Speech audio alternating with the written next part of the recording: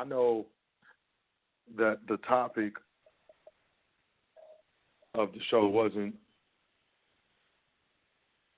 really headline grabbing, but nonetheless, it's very important. These are very important matters. So, Business and Personal Credit Fair Debt Collection Practices Act. I got a personal story recently, honestly, with regards to that. Shout out to the homie Jay, as well as to my sister, business partner, fellow trustee Dais L, for specifically giving me some extra knowledge that I didn't have, or because I don't know everything, and as well as allowing me, specifically my sister Dais, allowing me to understand how important this is, and how important it is specifically with debt collection practices to know how to defend against them, know our rights with regards to them, so on and so forth. So without further ado, I'm just going to get started with the show. Y'all know how I do. I'm going to get started with some current events. It's crazy out here. It's been a crazy week since the last foundation. So let's get moving. I like, with my current events, I stick to reputable or so-called reputable sources. At this time, I don't know if it's me, if I'm just more aware, or if it's just the time that we live in. It's really easy for me to find these events that really speak to not only myself, but as well as, in my opinion, my brothers and sisters, those who check out the foundation, and those on that frequency, that high frequency. So, first current event, this is from CNN Money.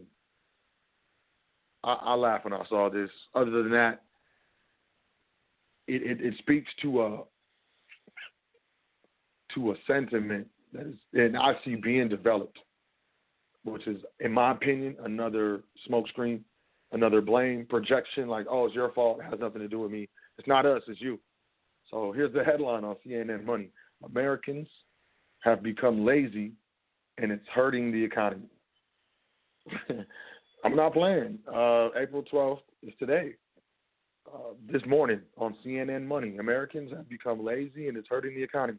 So it's the people's fault now, because they're lazy. This is by Tyler Cohen. And Tyler Cohen is an economist. He says they don't start businesses as much as they once did. They don't move as often as they used to. And they live in neighborhoods that are about as segregated as they were in the 1960s. All of this is causing the U.S. to stagnate economically and politically. Wow. That's a lot of blame you put on American citizens, man. You just blame the economic and political climate on the American citizens. I feel that's interesting. He has a new book, this dude, Tyler Cohen, The Complacent Class, The Self-Defeating Quest for the American Dream. And it's getting pubbed. It's getting pushed hard. Because, there's a message in it that, it's your fault that the economy is doing bad. It's your fault that you're not getting paid better. And, you're not adding value to the economy. It's your fault. And the politics are, as an American, it's your fault as well. Growth is far slower than it was in the 1960s, 70s, and 80s. And productivity is way down, despite everyone claiming they are working so hard. This is ridiculous to me. A lot of jobs, textile jobs, manufacturing jobs have been shipped overseas. Of course, productivity is going to be down. People are working hard because a lot of jobs are service industry. You're doing services. You may own a business or whatever, but a lot of this stuff is services. You're either providing a service or a good, and a lot of goods are not coming from America. Let's just put it plain and simple. You can go get a pineapple that was grown in Ecuador. I don't know if pineapple is going to be grown somewhere in America. I'm just talking. I'm not a farmer. But I'm just saying, I'm not going to read anymore, but I just want to point out that, it's being perpetuated in the news and in the news media that Americans have become lazy, and it's hurting the economy. So, be ready for some guilt, because it's not the politics or the policies or the legislation that's being put through actual life politicians. Is what they do for a living, for living politicians. But it's the Americans, because we don't start enough businesses. I can agree with that, but not that we're hurting the economy. We don't move a bunch. I don't want to move. To me, moving is and I'm biased, but moving to me is associated with poor. I used to get evicted a lot. My family, we get evicted, and that we had to move. And I moved a lot growing up, and moving around, moving residences to me doesn't decry stability. That's not what I'm trying to do. So I'm not starting enough businesses. I'm not moving enough, and productivity is down because manufacturing jobs and so on, they don't exist. So, I mean, how am I going to be productive besides churning money in this economy? I'm ranting. I'm sorry. Current events. U.S. government posts $167 billion deficit in March. In March, just 1 month, outstripped revenue. The Treasury Department said on Wednesday the budget deficit was $108 billion in March 2016, according to the Treasury's monthly budget. The fiscal 2017 year-to-date deficit was $527 billion, compared to $459 billion in the same period of fiscal 2016. When accounting for calendar adjustments, the deficit last month was $140 billion. That's amazing. That's a large deficit. How any other business will not be in business with cash flow problems like that.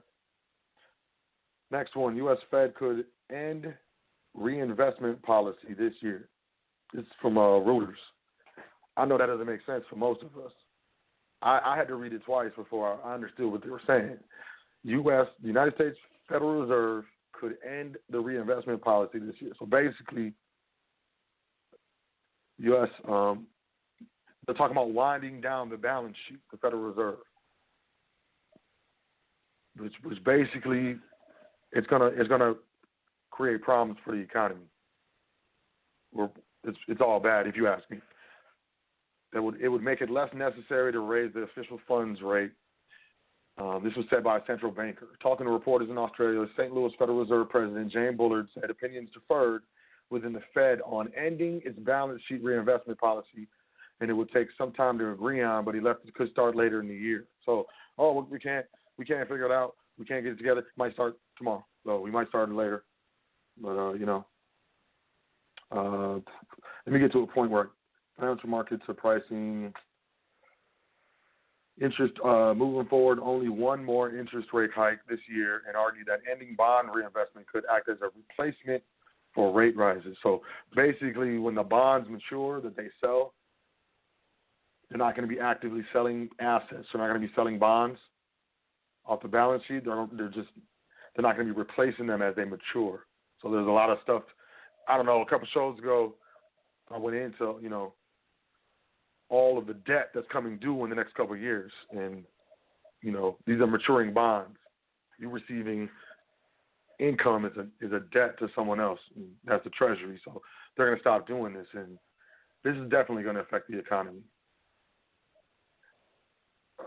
What we got next? The dollar hits a new low on Trump's comments and currency interest rates. So he came in talking about the dollar being too high. This is the second time I've seen any type of news with regards to the dollar being low. The dollar index, which tracks the U.S. currency against six major rivals, fell to its lowest since March.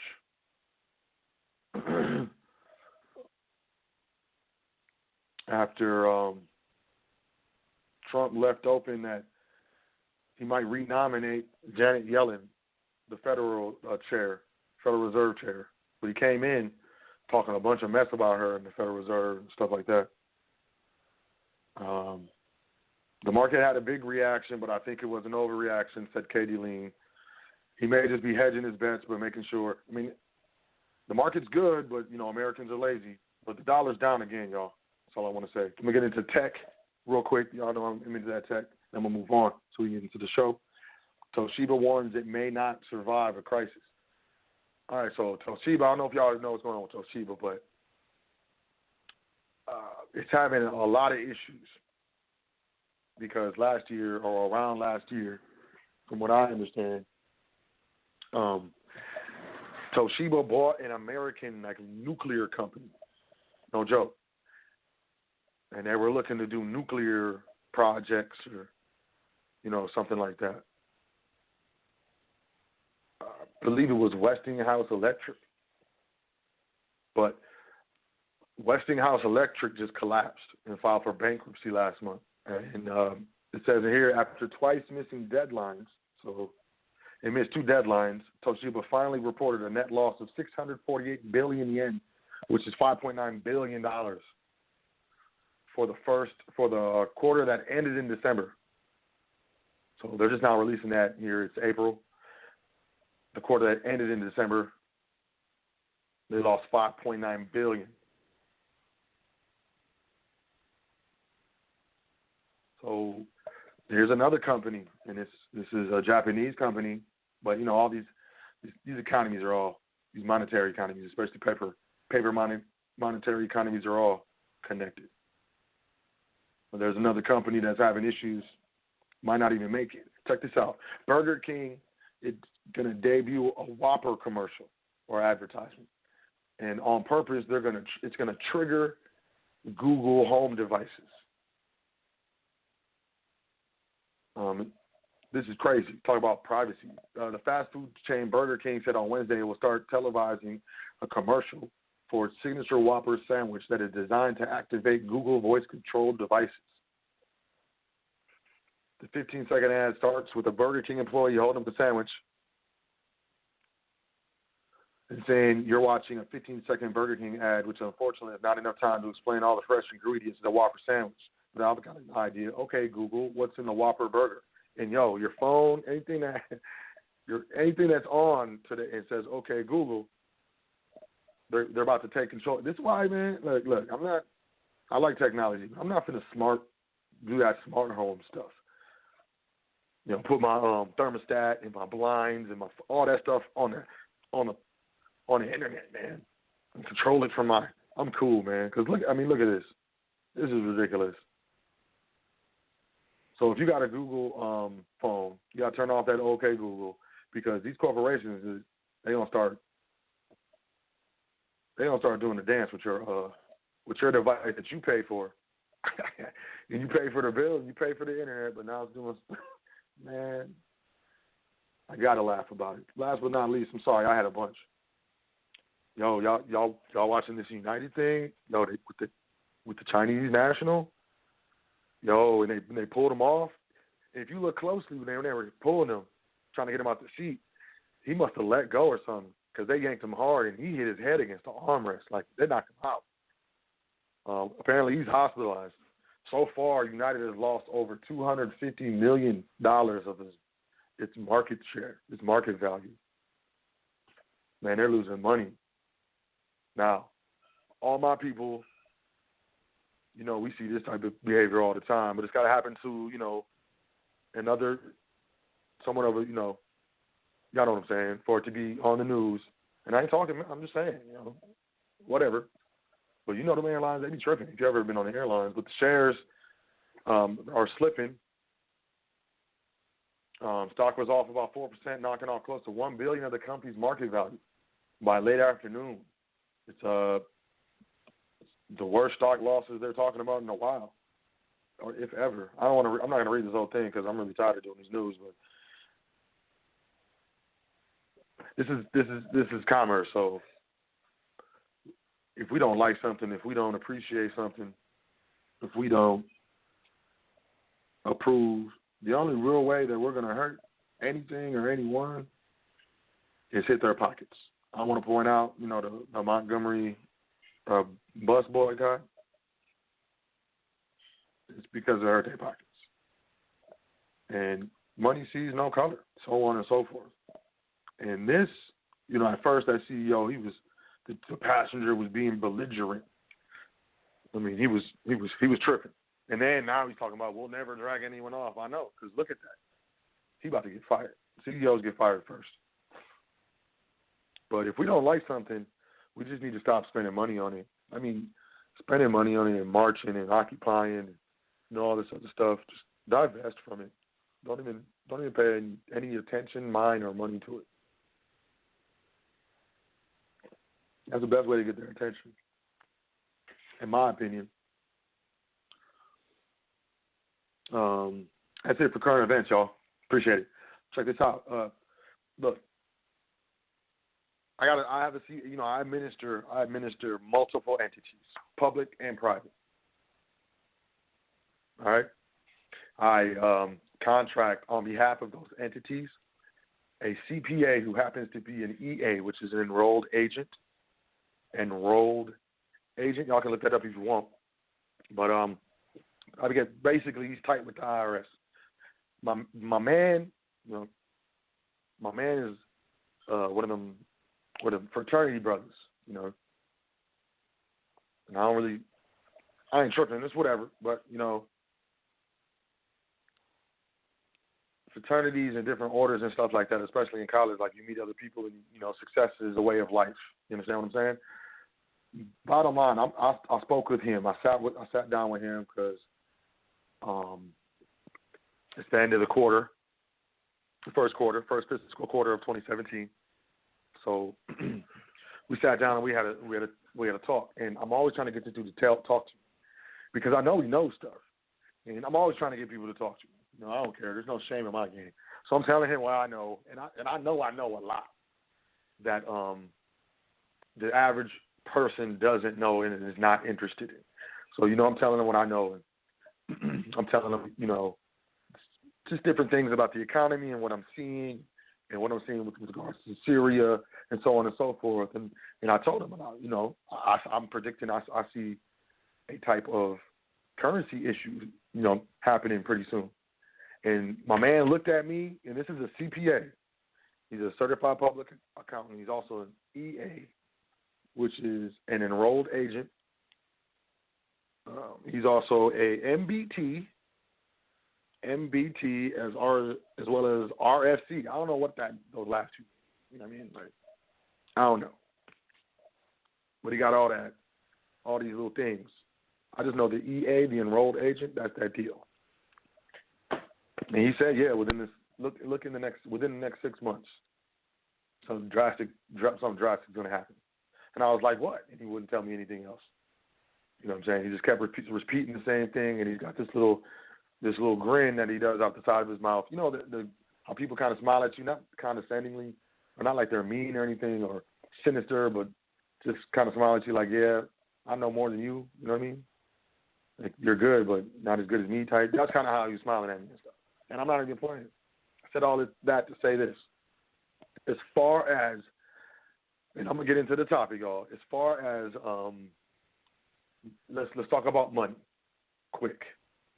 As far as money goes, please understand that most people have all of their assets, their wealth, denominated into paper currencies. You got paper stocks, paper Federal Reserve notes, paper certificates of deposit, paper in your savings account, paper in your retirement account, paper in your checking account. It's paper. It's all paper. We think we're invested. We think we've diversified our bonds. It's all paper. Now, I always want to say, and I always go back, because this happened in my lifetime, that 2008, 2009, that financial crisis. So it's like companies, banks had to be bailed out. Companies went under, had to be bailed out. The major car companies had to be bailed out.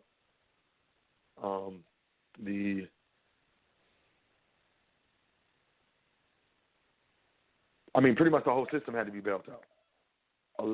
And how it was done was the stock market was cut or halved or whatever. But really what happened is people lost their savings, their retirement.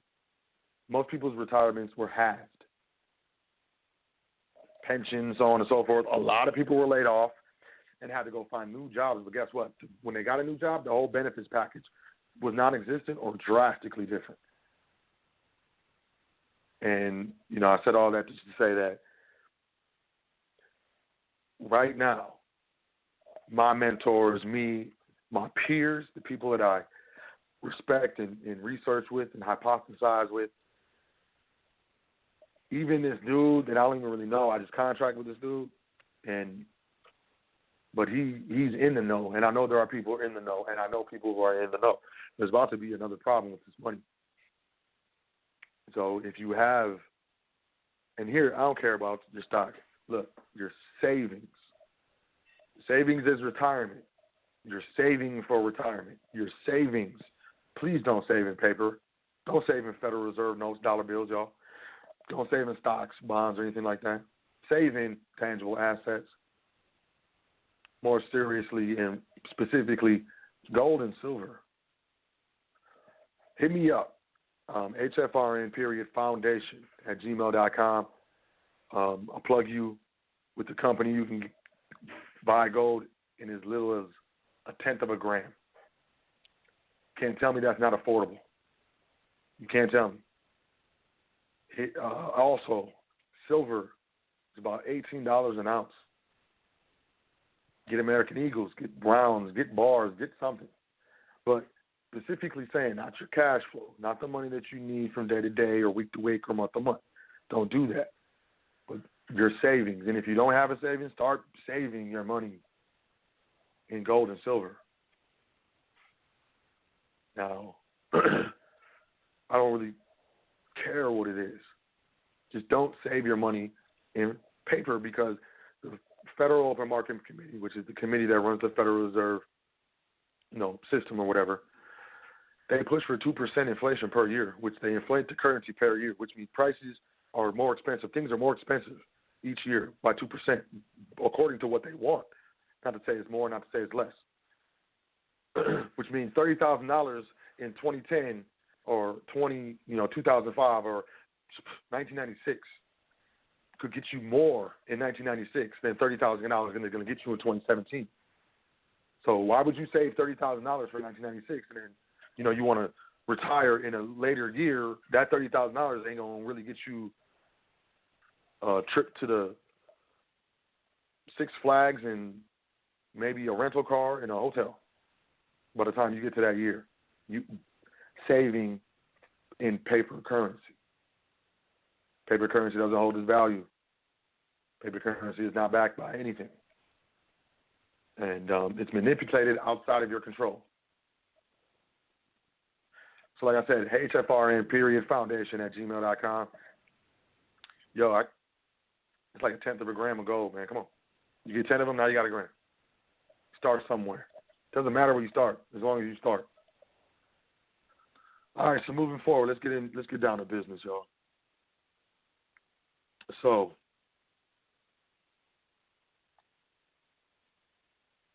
business and personal credit.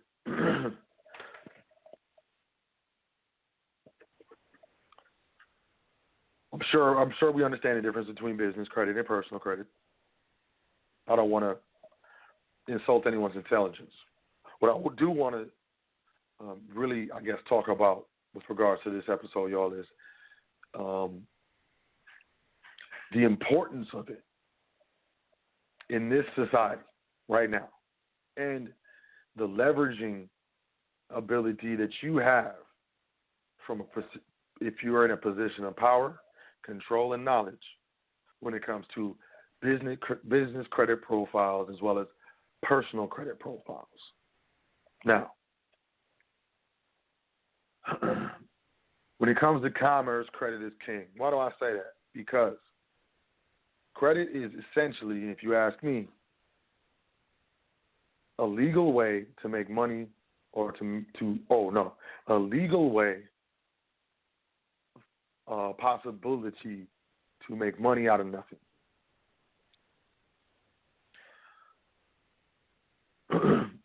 We're used to putting credit down for a car or an iPhone or something like that, and that's the personal side. And on the personal side, we're not really looking at using the credit to make money off of it. We're really looking at using the credit to purchase things that we want or need, right? We want a car, want to buy this house. My mom's getting old. Get this house. So this is something that we need, and we end up as consumers servicing credit obligations. All right? So take out a loan or whatever, use your credit card for a certain amount of money that we did not have. Now, we got to create this money that we did not have as well as pay interest on it. So it's a lose situation no matter what, because the item that we purchased is going to depreciate in value, and the payments have a certain amount of interest on them. Car, anything, consumer grade, property usually, unless it's improved upon, and that's the, kind of the catch right there. But we're used to, once again, using credit to get in exchange for goods. Now, business credit, not only is business credit and personal credit, but business credit can be used to make money. All right, so perfect. Let me give you an example, and you can do this for personal credit too. But let me give you an example. So, let's say you open a business, right? I guess it doesn't really matter what business is. Now, let me make it personal. All right, so I'm a consultant, okay? Now, I have a company that I built a business credit profile up around with regards to this corporation. It's a public corporation. It's owned by a trust, but it's a public corporation. Through this business, this consulting business, I do a lot of invoicing. All right. So, and I know people, and some of y'all know, I know people who do, like my barber homies, they use Square. I use PayPal. Now, Square and PayPal specifically, these are just applications that are used for financial transactions. PayPal takes their fee, Square takes their fee, but then you get your money deposited. You can basically take credit cards, okay? You can take them on your phone. You can plug this little swiper into your headphone jack, and you can swipe credit cards on the go, no matter where you are. Now, you do that enough. Just doing business, right? You do that enough. Square and PayPal, I'm not playing, will offer you a business loan. This is just my example, right? So doing invoices and stuff, PayPal offered a business loan. Accepted the business loan and put it into marketing, right? Marketing the product. Sell more of the products, create money that otherwise was not being created off of borrowed money, and that newly created money, a portion of that, paid off the loan. And then the rest of it came into the business. That's a plain and simple example of how, in my specific situation, very recently, I've used credit to create more money. As a consultant, I could use credit to travel somewhere else and get more clients and get more money. And then the new business with the new clients would service the loan, so on and so forth. This is how businesses work with credit.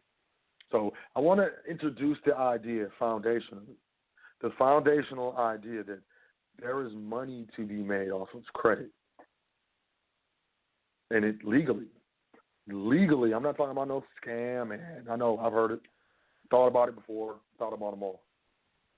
But that's not what I'm talking about. What I'm talking about is this is a really easy legal way to make money off credit. And I was invested in marketing or something, right? But, if you own a delivery service or you have a restaurant that delivers, you can get business credit or some kind of credit to acquire another vehicle on behalf of the business.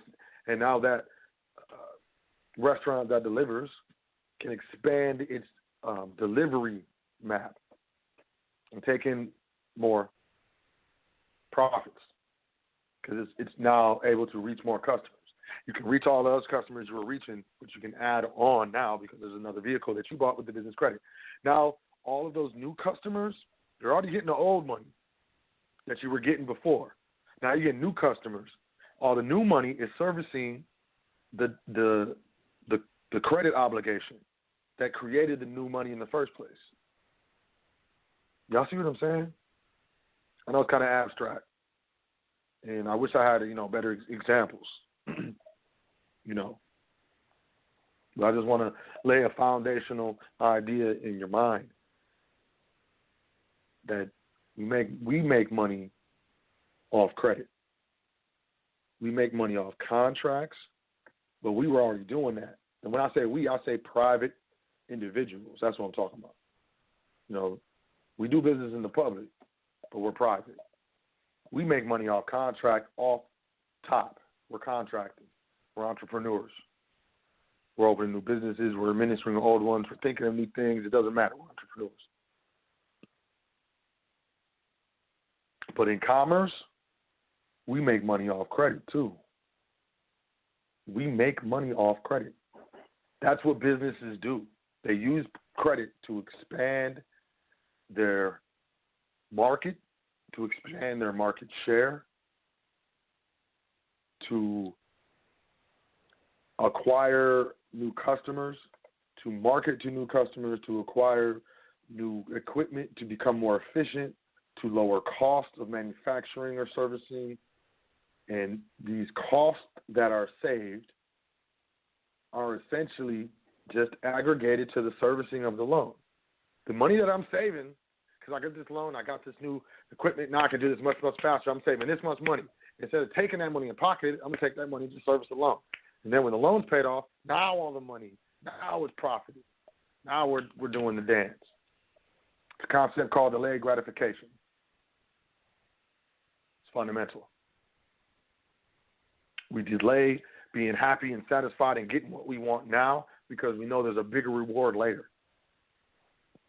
In order to utilize credit in this scenario, you must have some sort of semblance and control with regards to delayed gratification. Another example, let's go to the personal side. On the personal side, how you gonna make how can I make money off credit, man? Well, first of all, we're gonna get to how you can start to fixing your credit score, and a little later on, I'm gonna bring in one of the homies, one of the trustees, one of my friends, one of the families, as well as one of my business partners, new business partner that I've begun doing business with, who him and his team are in the credit repair, and they're about to getting to the operation of their credit repair business. They haven't started yet. Just to let y'all know, please don't email me asking me about the credit repair dues because they're not ready. I'm just saying we're going to get into that. But let's say your credit is all good. So how do you make money off your credit? Perfect example.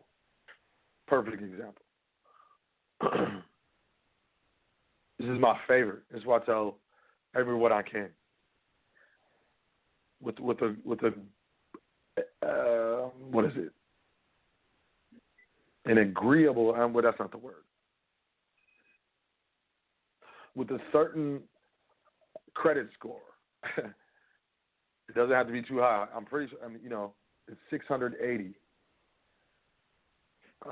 You can qualify for a first-time home buyer loan. We most heard of this. It's a federal thing. The Federal Housing Authority.